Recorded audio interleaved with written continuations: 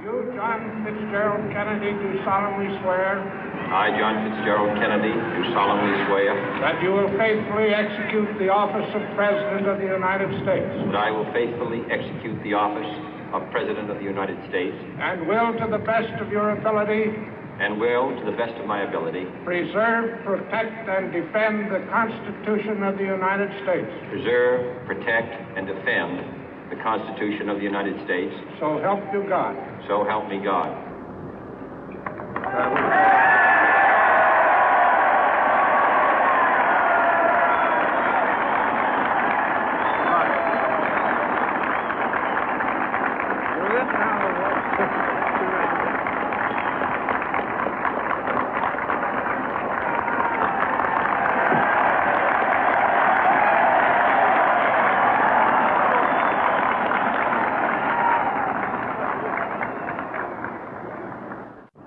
Vice President Johnson, Mr. Speaker, Mr. Chief Justice, President Eisenhower, Vice President Nixon, President Truman, Reverend clergy, fellow citizens.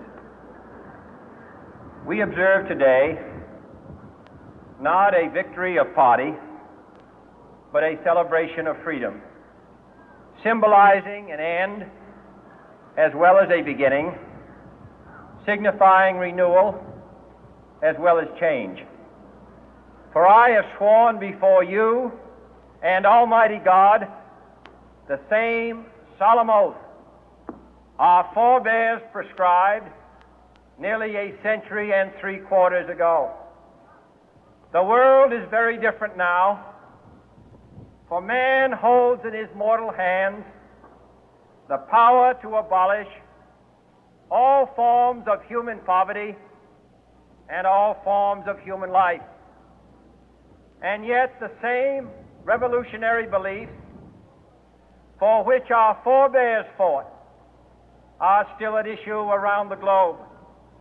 The belief that the rights of man come not from the generosity of the state, but from the hand of God. We dare not forget today that we are the heirs of that first revolution. Let the word go forth from this time and place to friend and foe alike that the torch has been passed to a new generation of Americans born in this century, tempered by war, disciplined by a hard and bitter peace, proud of our ancient heritage, and unwilling to witness or permit the slow undoing of those human rights to which this nation has always been committed and to which we are committed today at home and around the world.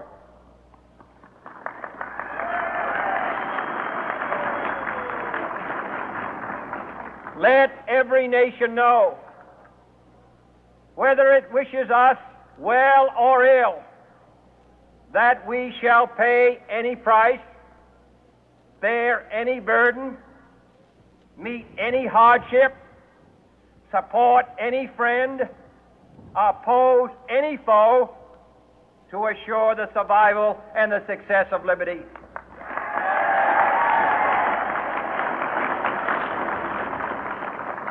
This much we pledge and more. To those old allies whose cultural and spiritual origins we share, we pledge the loyalty of faithful friends. United, there is little we cannot do in a host of cooperative ventures. Divided, there is little we can do, for we dare not meet a powerful challenge at odds and split asunder. To those new states whom we welcome to the ranks of the free, we pledge our word that one form of colonial control shall not have passed away, merely to be replaced by a far more iron tyranny. We shall not always expect to find them supporting our view, but we shall always hope to find them strongly supporting their own freedom, and to remember that in the past, those who foolishly sought power by riding the back of the tiger ended up inside.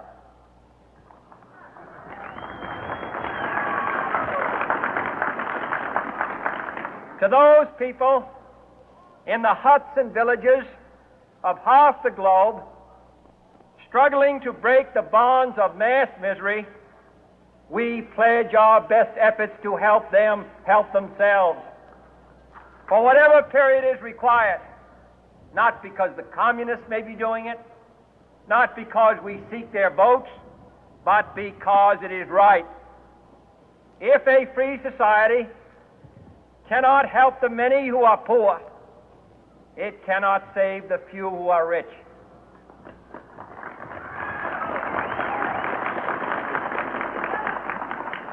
To our sister republics south of our border, we offer a special pledge to convert our good words into good deeds, in a new alliance for progress, to assist free men and free governments in casting off the chains of poverty. But this peaceful revolution of hope cannot become the prey of hostile powers. Let all our neighbors know that we shall join with them to oppose aggression or subversion anywhere in the Americas. And let every other power know that this hemisphere intends to remain the master of its own house.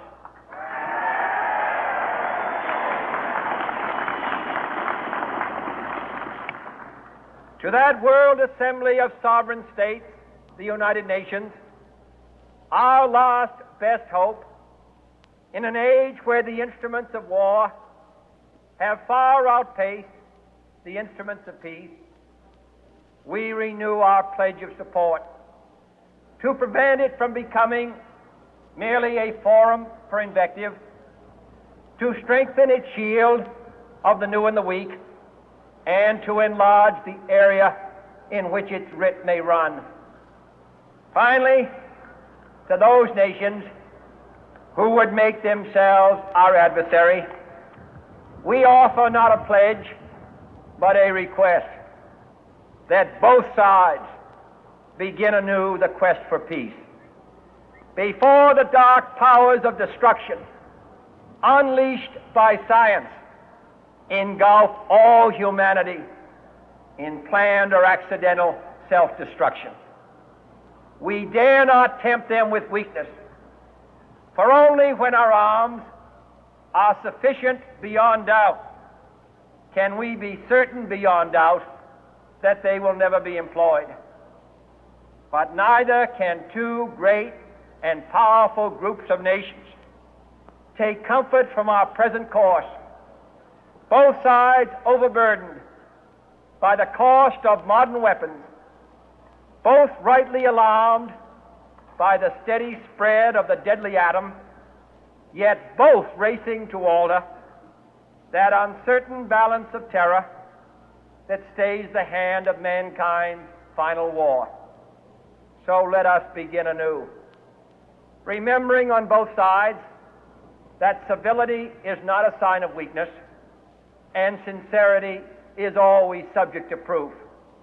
Let us never negotiate out of fear, but let us never fear to negotiate.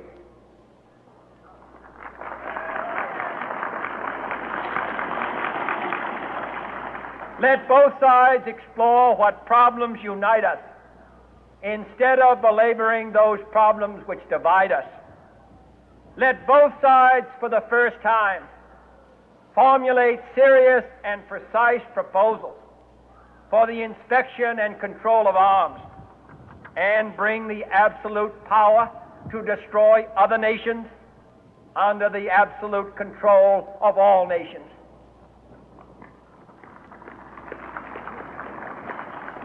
Let both sides seek to invoke the wonders of science instead of its terrors.